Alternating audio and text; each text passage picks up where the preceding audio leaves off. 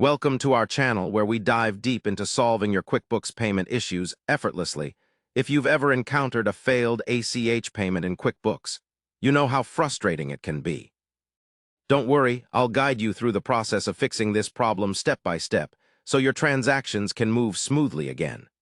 First, log into your QuickBooks account and navigate to the Banking or Transactions menu where your payments are tracked.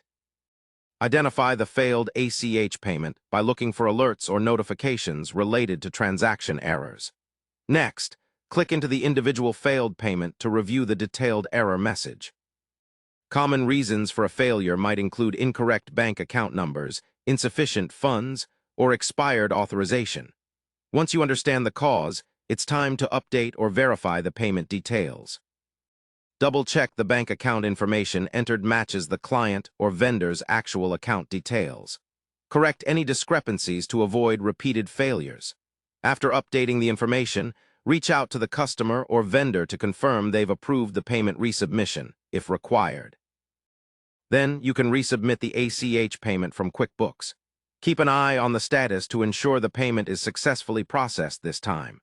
If the failure was caused by insufficient funds, you might consider scheduling a payment for a later date when funds will be available. For recurring payments, verify the payment schedule and bank information is current to prevent future issues.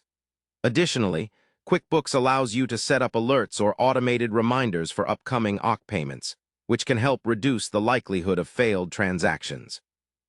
Remember to maintain regular communication with your clients or vendors about payment statuses to streamline the resolution process. If you encounter repeated failures despite correct information, contact QuickBooks support or your bank directly for further assistance. By following these steps carefully, you can quickly resolve failed ACH payments and keep your financial operations running smoothly. At the end of this process, your QuickBooks ACH payments will be fixed, and you'll be better equipped to handle similar issues in the future.